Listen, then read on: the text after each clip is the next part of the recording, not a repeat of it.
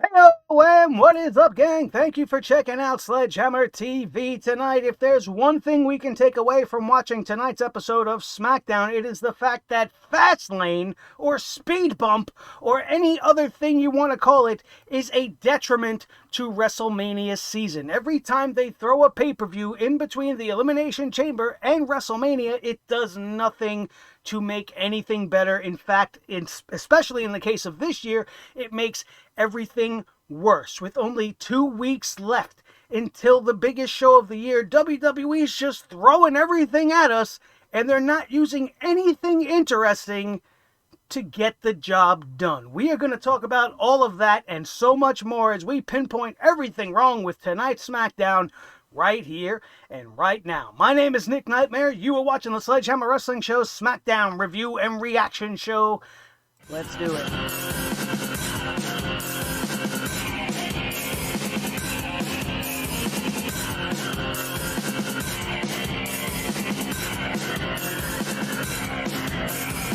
Sledgehammer Wrestling Show.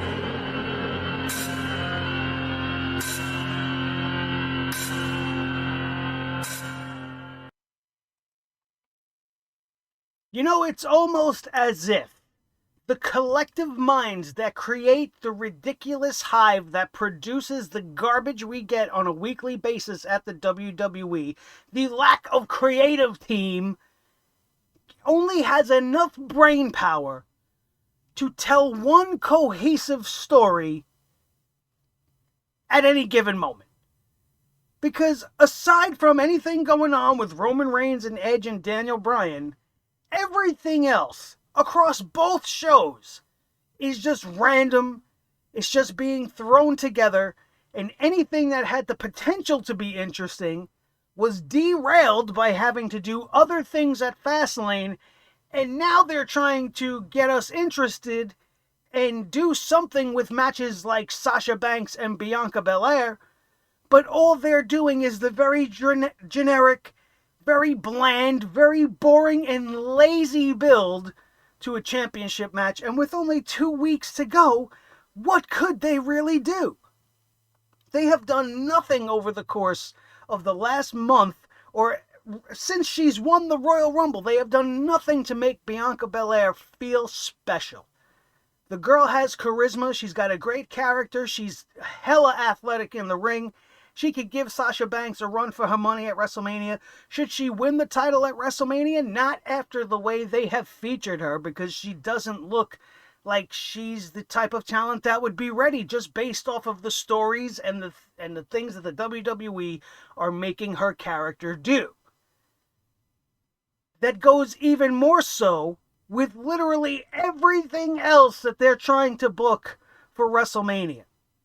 They're just announcing matches. It's just happening. Apollo Crews is getting his rematch against Big E so that he can maybe get the Intercontinental Championship this time. There's no story behind it. There's no meaning to it. They didn't even find it necessary to address the huge botched ending of their Intercontinental Championship match at the Speed Bump pay-per-view that threw everything off. Apollo Crews, in his first championship match with his new, much better gimmick, minus the accent, lost in some sort of a weird, controversial, botched fashion. Okay, now even if that was the planned ending and Big E was supposed to win, you've killed Apollo Crews' momentum. You've made him look like a schnook again. This guy has had about 4 chances at the Intercontinental Championship. He's lost them all. And instead of doing something interesting, instead of having a face-to-face between Apollo Crews and Big E that gets so intense, maybe Big E says, Apollo, you know what? I want you out of my life, man. I will give you one last shot. But this championship match you're getting at WrestleMania for the Intercontinental title is going to be your final shot at this belt as long as it's around my waist. Give it some extra added stakes, since we've seen the Intercontinental Championship match between these two on multiple occasions.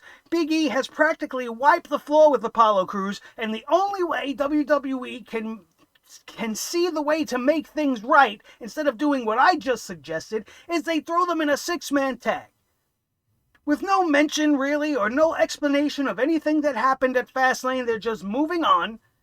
Big E and Apollo's match, I believe, was already made before we even got into this six-man scenario. And then WWE does the lazy, very traditional, as far as their booking style is concerned, pinning a champion for no apparent reason whatsoever. When you have Big E on a team with the Street Profits, who have been going and are going nowhere, there is no reason why the champion should be the one to have suffered the pin. What are you protecting the Street Profits for in this scenario? Shouldn't you be protecting your champion? Maybe Apollo Crews got the pin to build him back up a little bit, but at the same time, you don't make him pin the champion. He's lost 4 times already. What does it matter that he pinned him in a meaningless match? And nothing even really that big happened that Big E should have suffered a pinfall. It wasn't some big awesome maneuver. There wasn't some crazy spot through a table or something great like that. It was just lazy and boring and unnecessary and does nothing to reignite something that I thought was going to maybe be special. They've ruined any potential this match has had of being interesting. Apollo Crews beating Big E now after losing 4 times in a row. Who gets a championship match at WrestleMania when that's their record?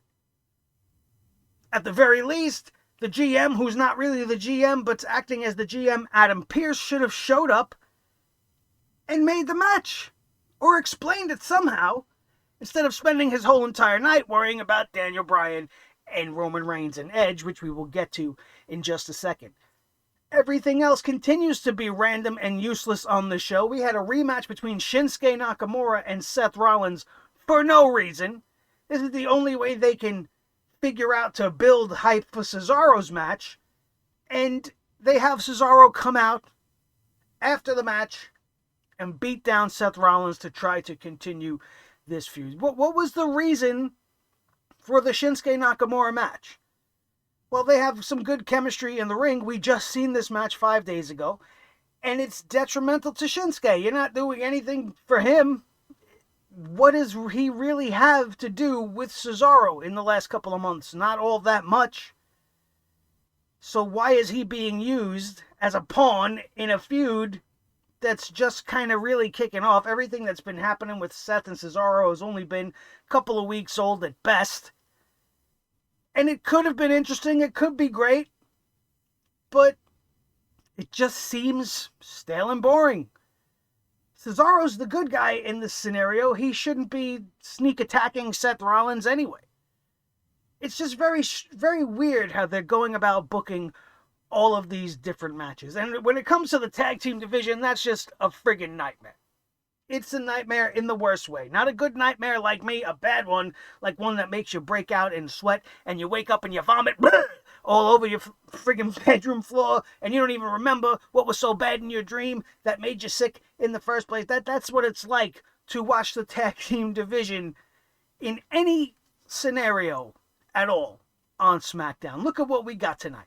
Every time there was a tag team in the ring, you have Michael the Schnook Cole sitting there going, oh, this tag team trying to make its way back into title contention. All 4 tag teams were shown on the show tonight, and each one of them trying to make a case for them to have a rematch against the Dirty Dogs, the Top Dogs. They get you friggin' dogs, put them on a leash, and walk them on out of here already. Nobody cares about the Dirty Dogs. Nobody cares about the Tag Team Championships. And how are we going to decide what's that match going to even be? There's no Tag Team Championship matches being announced at the moment for WrestleMania, but it seems to me, with the amount of time we have left, and with the way every tag team is trying to get a shot at the Dirty Dogs, that they're just going to have like a 5-way match, or however many tag teams there are in the division. They're going to put them together, if it becomes 4, 5, whatever it is, and we're going to have some sort of a multi-tag team match, maybe a TLC match if they wanted to do something interesting with it. But who cares? Who cares? Why are we watching Dolph Ziggler versus Rey Mysterio in 2021? To establish new challengers for the tag team title? And once again on this night, the champion Dolph Ziggler, in this case, gets pinned to the mat by Rey Mysterio. Why? Why does this have anything to do with standings in the tag team division? I hate that. I hate that. WWE's just continuing to give us the same matches over and over, week in and week out with this tag team division, and there's nothing to latch onto. There's no real teams. And the fact that it looks like they're trying to push now Rey Mysterio and his son Dominic to be next in line for the tag team championships. We had Rey Mysterio talking in a little interview segment tonight, talking about how it would be such an honor. He's done everything there's been, everything he could do in the WWE and in pro wrestling as a whole, but he's never won championship gold with his son. Is that the direction that we're going? Are we going to see Tiny Dad and Giant Baby Son win the tag team championships from the Dirty Dogs at WrestleMania in some sort of fatal four-way matchup? That seems to be the direction in which we're going. The Street Profits, I don't want to see them as champions again. That's been there, done that. Otis and Chad Gable are like the most ridiculous tag team to come around. I don't know if this was your plan with Otis, why you didn't just leave him with Heavy Machinery. Did Tucker piss in somebody's cornflakes in the creative room one morning because he didn't like the direction they were going with Heavy Machinery? What was the point? What was the point? And now they're both heels, apparently, right? And do you care if Chad Gable and Otis get a chance at the World Tag Team Championships that are being held by a couple of heels in the Dirty Dogs? No, you don't. It's just a big, convoluted mess. It's a complete and total mess, and I don't care. I know you certainly don't care.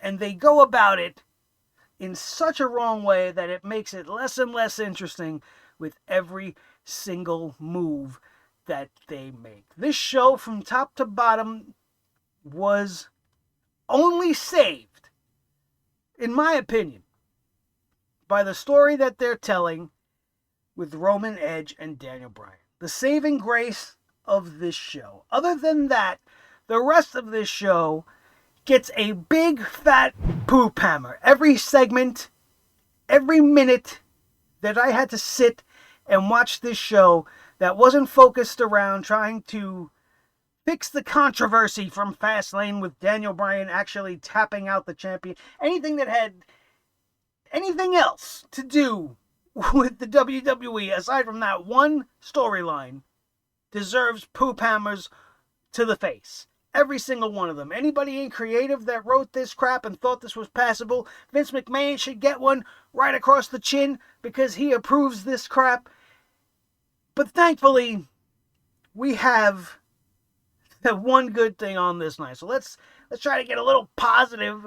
Let's talk about something good on this night. Well, there was one other good thing, but it could be a whole lot better. They could also go and ruin it over the course of the next 2 weeks, but we'll have to wait and see. But first, SmackDown opened up tonight with Daniel Bryan sitting in the middle of the ring. He wants another shot at Roman Reigns and his Universal Championship, and he's going to hijack the show. I hate when they do this. Even in this scenario, as much as I love the story they're telling here, the hijacking the show at the beginning of the show thing by sitting in the ring on a steel chair, it's tired, it's an old trope, it's played out, it's just not something that I think Daniel Bryan would really do as the babyface, and apparently only babyface in the scenario by the time the night would be over.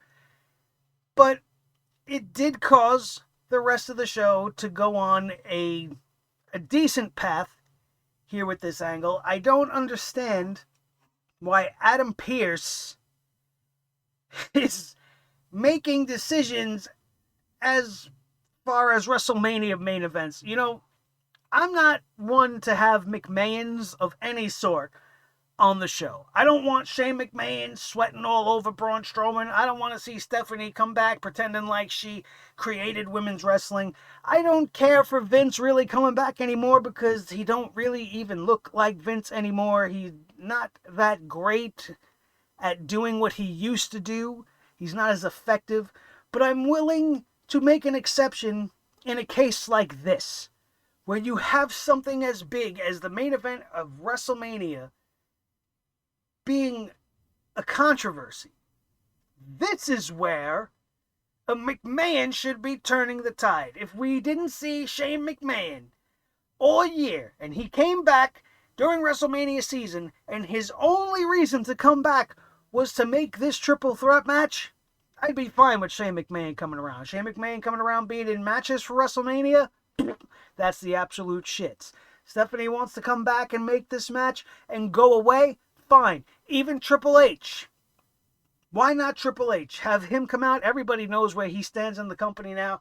We can't have this going into WrestleMania. This is our biggest show of the year. This is our marquee main event attraction. We're going to do this. Instead, I'm a McMahon. I said so. This is the gospel going forward. But instead, we got Adam Pearce, a guy who's only known as a WWE official, main eventing or making WrestleMania main events. He's not even calling anybody. He's not talking to Vince.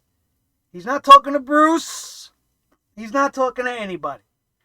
He's just making matches because apparently Adam Pearce has all the power in the world.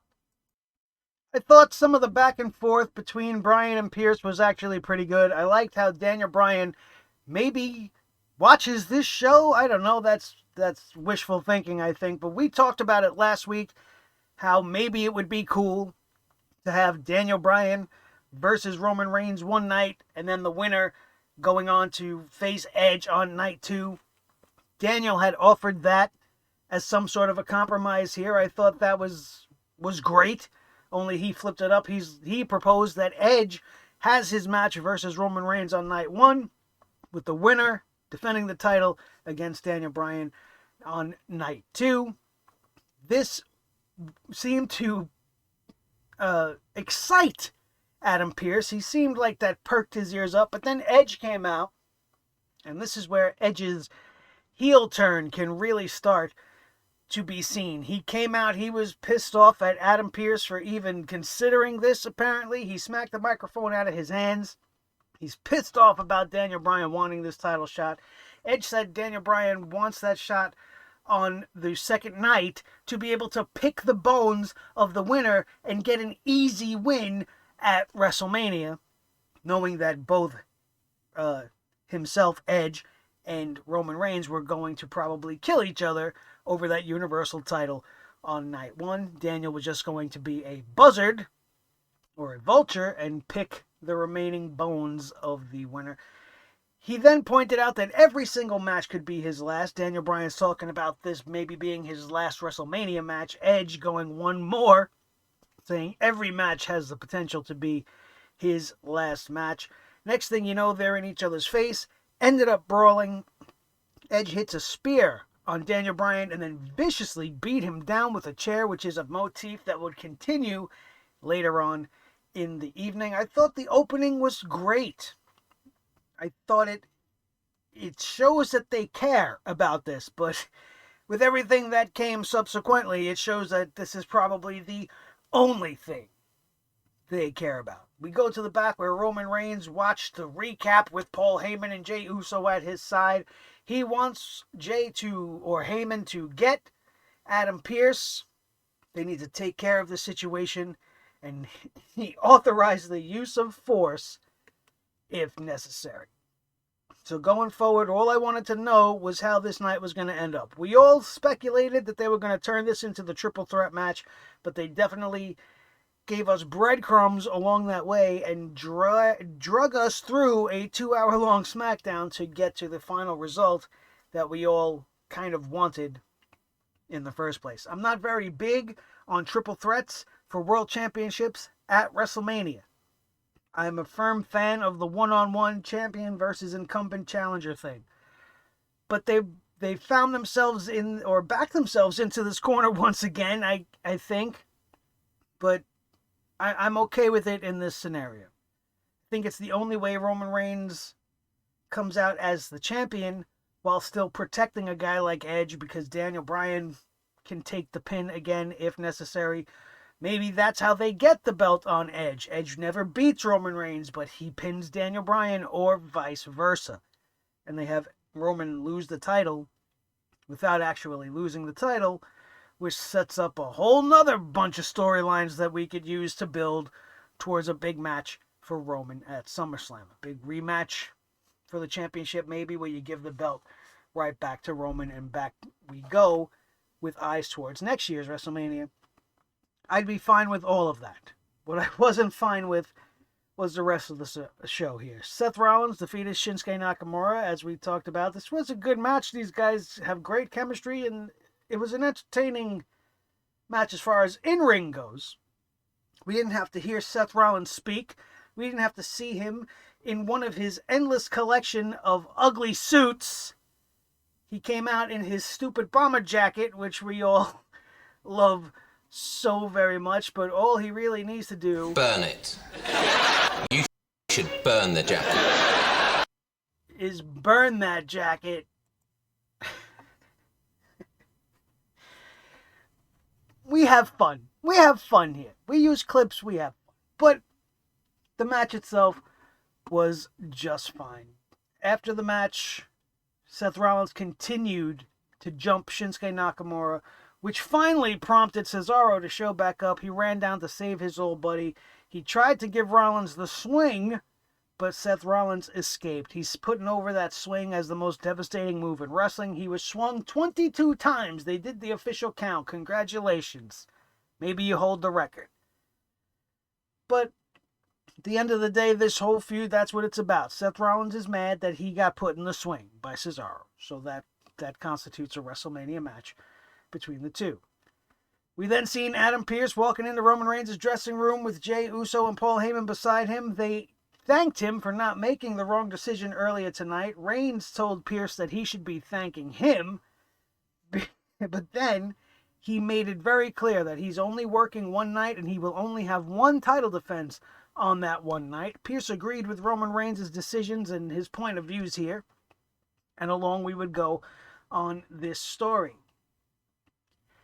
Apollo Crews, Otis, and Chad Gable defeated Big E and the Street Profits. And boy, did we not really need to see this. Made only worse by the fact that Big E was the one to eat the pin after eating an Olympic slam, an angle slam from Apollo Crews. And he pins the champion. Absolutely infuriating and completely unnecessary. I am losing interest in this feud by the show. And it was one of the things I was most highly anticipating along the road to WrestleMania, and now it's just the shits. Edge then approached Adam Pearce in the hallway. He has to get his 2 cents in. He's upset that Daniel Bryan demanded this title shot. He pointed out that he was the winner of the Royal Rumble, and Daniel Bryan was in that match and lost. Adam Pearce went on to say that he's going to make his decision by the end of the night.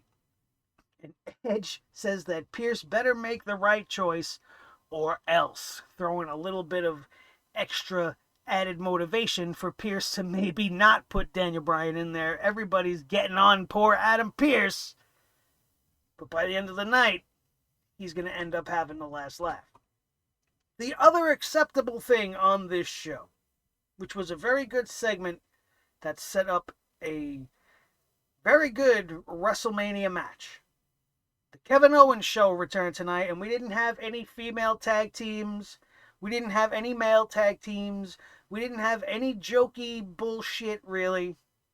We had Kevin Owens wanting to get an answer to Sami Zayn, from Sami Zayn, to his question on whether or not he will fight him at WrestleMania. This is all coming off of last week when Sami Zayn kicked the teeth out of Kevin Owens' mouth when Kevin Owens would not admit that the WWE official in Sami Zayn's match was in a conspiracy against him. Sami Zayn filming this documentary where he swears he's in the middle of a conspiracy theory and that the company is against him, and he can't get Kevin Owens to even see it.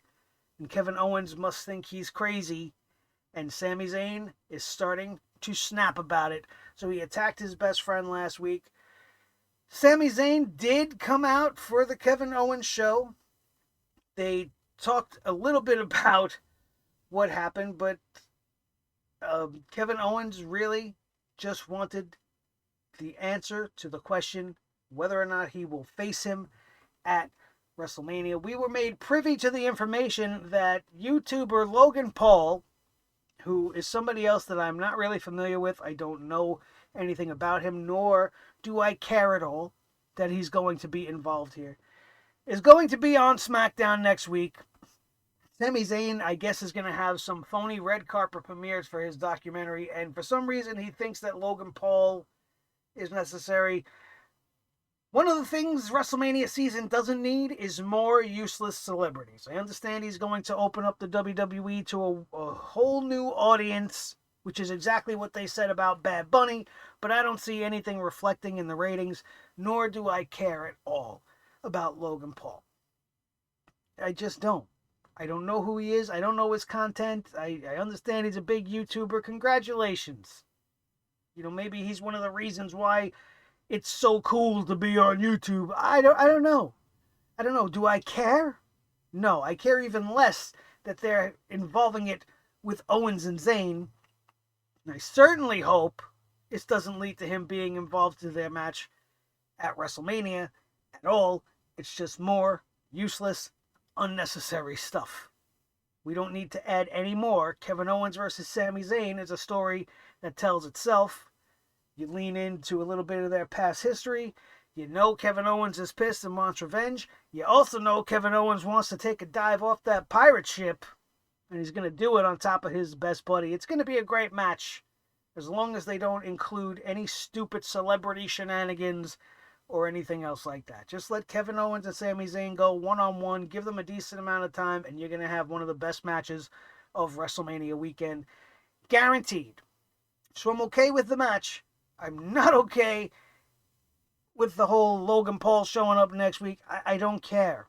I don't care. It makes me not want to see what they're going to do. And this is the type of feud that my inner wrestling fan feels like it needs to see and wants to see at WrestleMania. But there is a very high possibility that they ruin it just based off of this whole thing with Logan Paul showing up next week. Hopefully it's a one and done.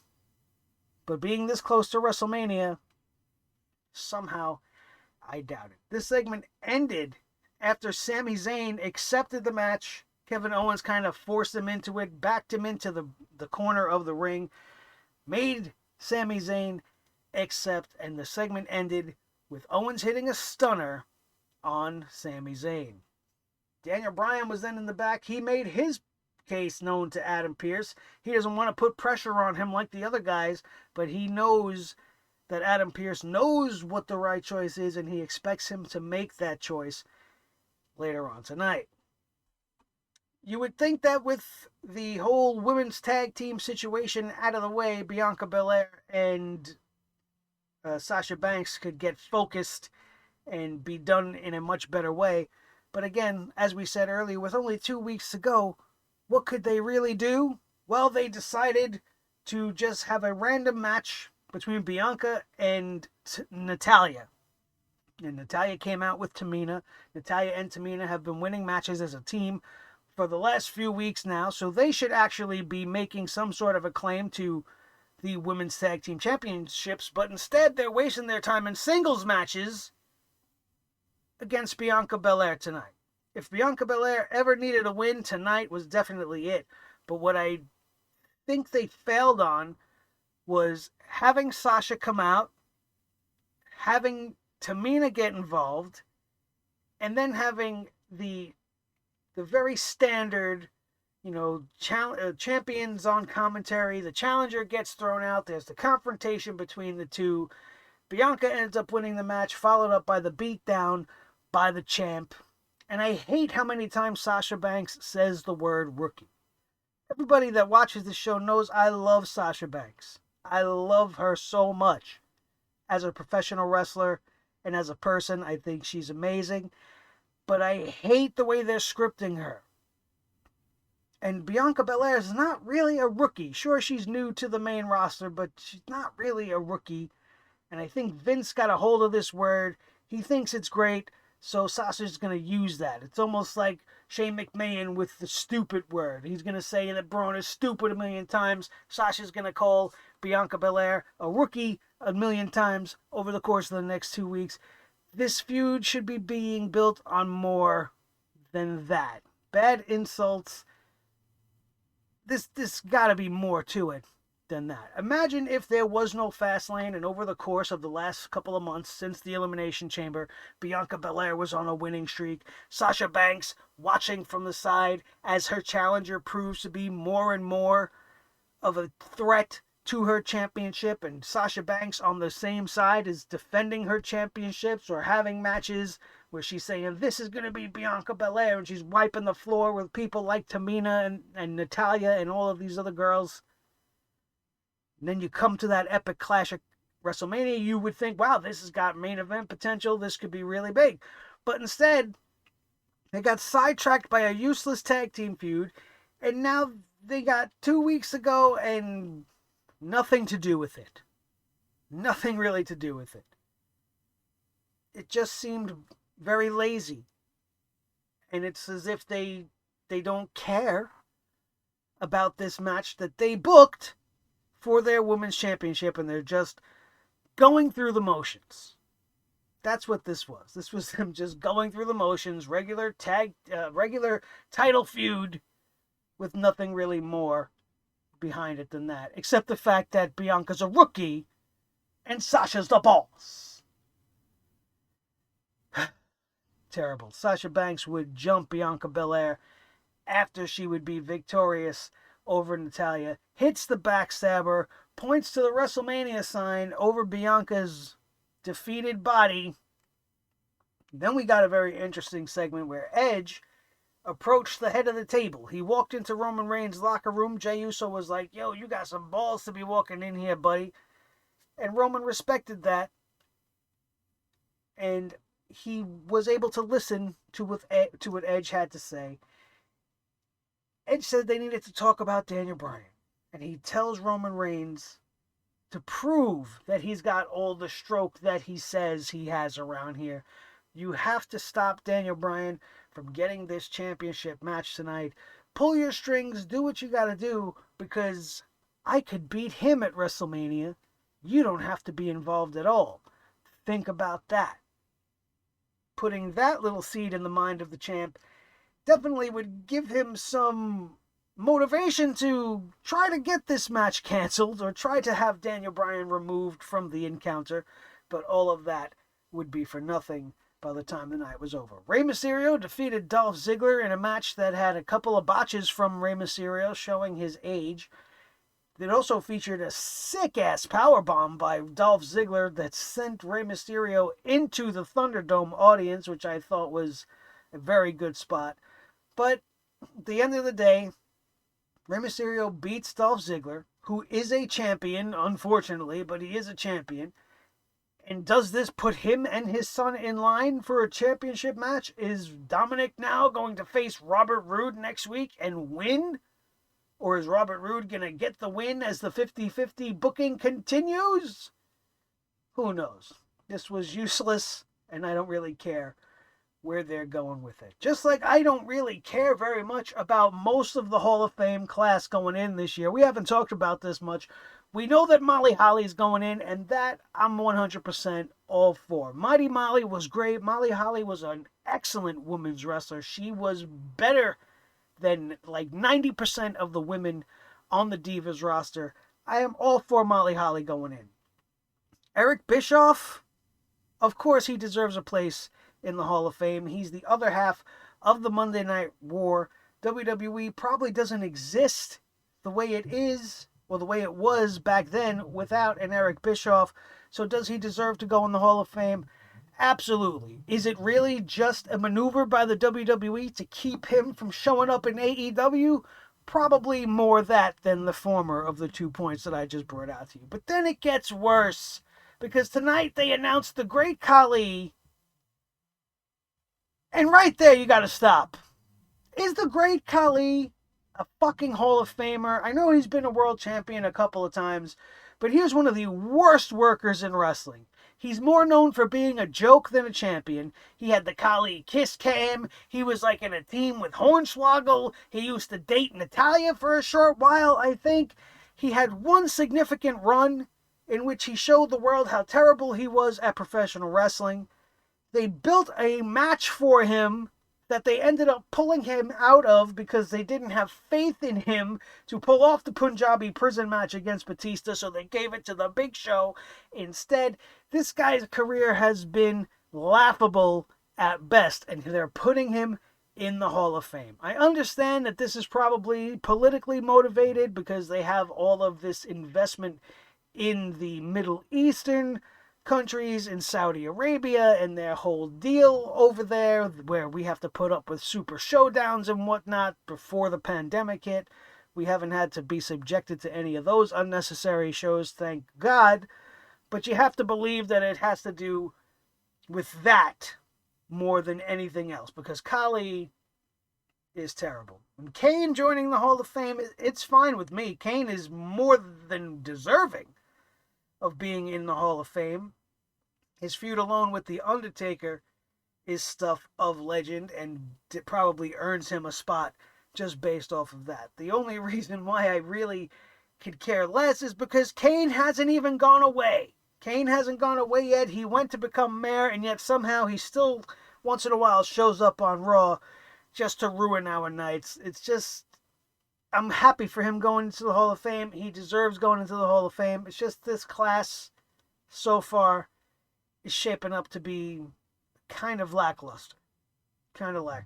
I'm hearing that Rob Van Dam might be next. And once again, I feel like that is more motivated by keeping him off of other shows than it is having him be fully part of the WWE and part of their Hall of Fame. But that's that.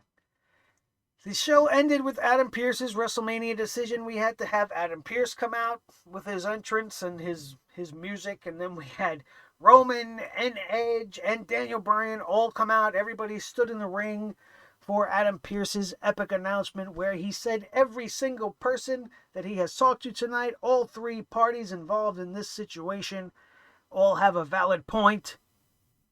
Daniel Bryan also has a point. They're really playing off the Roman tapped out to Daniel at Fastlane thing. They piped in "you tapped out" chants. So that's definitely part of the story that they're telling. But Adam Pearce announces that he's adding Daniel Bryan to the main event at WrestleMania. They will compete in a triple threat match, which is what we all were assuming, what many of us were happy about as far as direction-wise is concerned. Roman Reigns and Edge were not too happy about it. But before you know it, Daniel Bryan and Edge started brawling. And then things would get serious. Roman Reigns caught Daniel Bryan with a Superman punch. Reigns was about to hit Daniel Bryan with a chair, but Edge would spear him instead. And then the chairs would really start to fly. Daniel Bryan laid out. Roman Reigns laid out. Edge takes two chairs, sets them both up as if he's going to execute a concerto. Runs outside, grabs another chair to do so. Next thing you know, Jey Uso's back in the ring trying to stop Edge from hurting Roman Reigns. As Roman gets out of the ring, he distracted him long enough for the champ to escape. This would again leave Edge in there with Daniel Bryan alone and vulnerable. And just as he looked like he was about to pull the trigger on the concerto, all of a sudden, all of these WWE officials would show up. I thought I saw Jamie Noble. There was some other guy I'd never seen before. I think Adam Pearce was out there as well, but Edge was beating down anybody that came within an inch of him, within a couple of feet of him. Daniel Bryan was able to escape the concerto shot as well, but he was beaten up pretty badly at the end of the show, and then Edge unfolded the chair and ended the show sitting in the steel chair in the middle of the ring, the same way Daniel opened the show. You see, it's poetry, because it rhymes. You understand? And that was SmackDown tonight. The only thing they announced for next week was Sami Zayn's red carpet premiere, featuring Logan Paul, which I already don't want to see.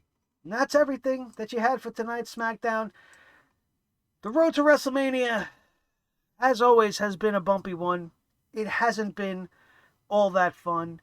Daniel versus Roman versus Edge, probably going to be a fun one. Kevin Owens versus Sami Zayn, another match on the WrestleMania card. I'm looking forward to.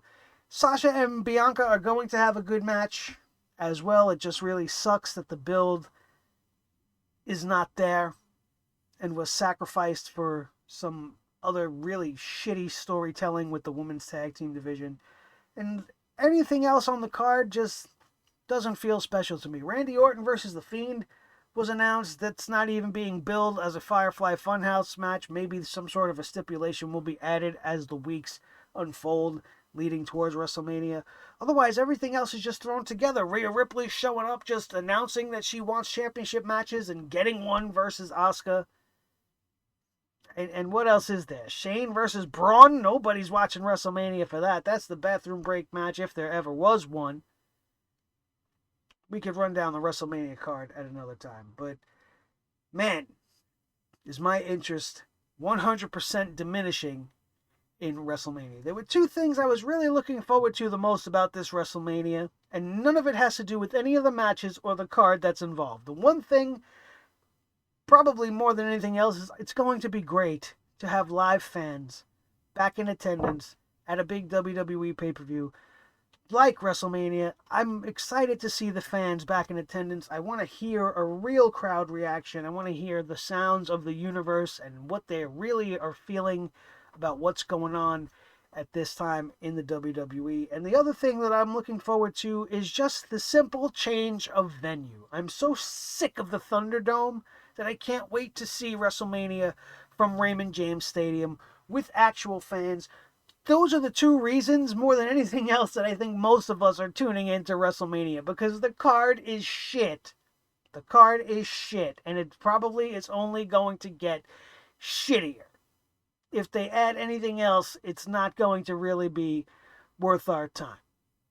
Just like most of WWE's productions, year after year after year. Thank you all so much for showing up here again tonight. If you're in the Premier chat room, hit me with a thumbs up down below. If you're not in the Premier chat room and you're watching this and it's not the live Premier version of the show, you can hit that like button as well. It helps out the show. If you enjoyed anything that we had to do, anything we had to say here today, this is the new show for you. And in order to not miss another episode of the Sledgehammer Wrestling Show, make sure you are subscribed and hit that notification bell and stay notified so you don't miss anything we do. As WrestleMania is fast approaching, we are going to be covering it all weekend long, and we want you guys to be here with us. Don't forget to share this video as well with anybody that you think might enjoy what we do here over at Sledgehammer TV, because without my sledgeheads of Sledge Nation, we can't do anything. I'm just a lonely, pathetic man speaking to a microphone